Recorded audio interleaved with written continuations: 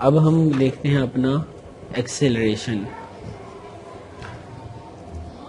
Acceleration बिल्कुल इसका opposite है, और अभी आप इसको पढ़ेंगे तो आपको अंदाज़ा होगा कि वो वाकई में ऑपोजिट नहीं है, मतलब वो वाकई में ऑपोजिट है, लेकिन वो कोई गलत बात नहीं है। एक्सेलरेशन क्या कहती है? एक्सेलरेशन ये कहती है कि जब आपकी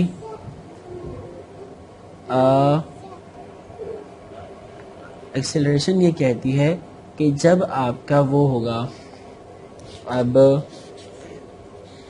यहाँ पे इससे मल्टीप्लायर क्या कह रहा था? मल्टीप्लायर ये कह रहा था कि चेंज इन इन्वेस्टमेंट से चेंज इन इनकम होगा, लेकिन चेंज इन इनकम ज़्यादा होगा।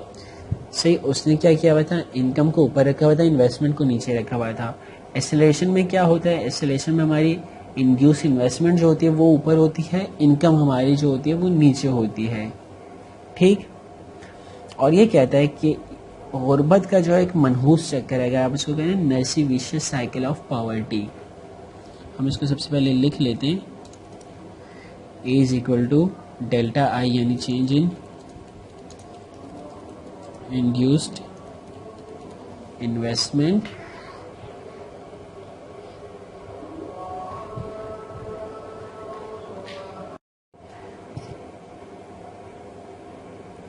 Divide by change in income.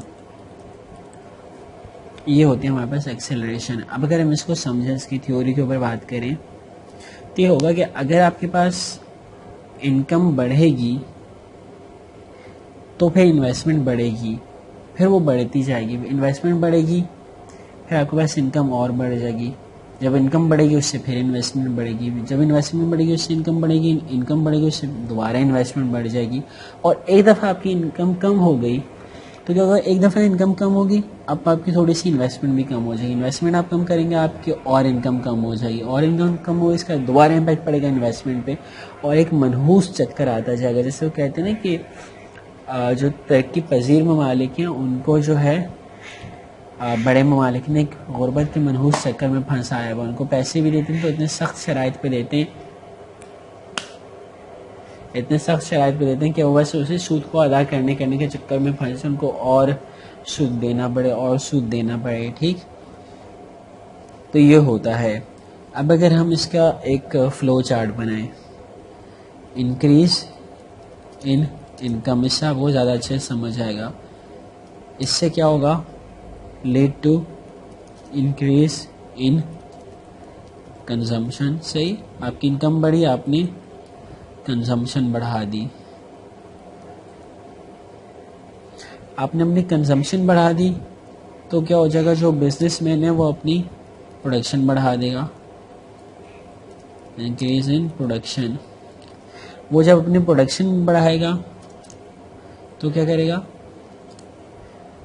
Increase in investment भी करेगा, क्योंकि ज़्यादा वो प्रोडक्शन के लिए उसको ज़्यादा इन्वेस्टमेंट चाहिए। ज़्यादा इन्वेस्टमेंट, देखो अब उससे कि इंक्रीज इन इनकम से ज़्यादा इन्वेस्टमेंट हो गई। सही, वैसे भी उसके पास पैसे हैं, जब उसके पास पैसे हैं तो वो ज़्यादा इन्वेस्टमेंट करेगा। ज़्यादा इन्वेस्टमेंट करेगा तो क्या होगी? जॉब्स बढ़ जाएंगी, इंक्रीज इन एम्प्लॉयमेंट, क्योंकि वो ज़्यादा इन्वेस्टमेंट करेगा, ज़्यादा लोगों को हायर करेगा, ज़्यादा लोगों को चाहिए होगी, ज़्यादा एम्प्लॉयमेंट बनेगी, ज़्यादा एम्प्लॉयमेंट बनेगी, फिर क्या होगा? Increase in income, increase in people income, increase in income होगा तो फिर आप डायरेक्ट स्टेप से आप दोबारा स्टेप पे चले जाएंगे, फिर यूँ पूरा चलेगा, फिर और इंक्रीज होगा, फिर आप स्टेप पे जाएंगे। इस तरह ये खुशगवार चक्कर चलता रहेगा। लेकिन अगर हमने इसमें से किसी भी स्टेज पे डिक्रीज लगा दिया, पहले स्टेज पे डिक्रीज लगा दिया, अब ये सब चीज़ें डिक्रीज हो जाएंगी, एंड में इनकम डिक्रीज होगी, इनकम डिक्रीज होगी, एक और चक्कर चलेगा डिक्रीज का, फिर एक और चक्कर चलेगा डिक्रीज का, और फिर चलता रहेगा चक्कर डिक्रीज का। ठीक, तो इसलिए जो ममालिक अमीर होते हैं वो अमीर ही रहते हैं, जो ममालिक गरीब होते हैं वो गरीब ही रहते हैं, बहुत कोशिश के बाद अगर थोड़ा बहुत चेंज आ जाए, वरना तो नॉर्मली उनमें चेंज नहीं आता। तो उसकी जो वजह है मेन, वो वजह उसकी यही है।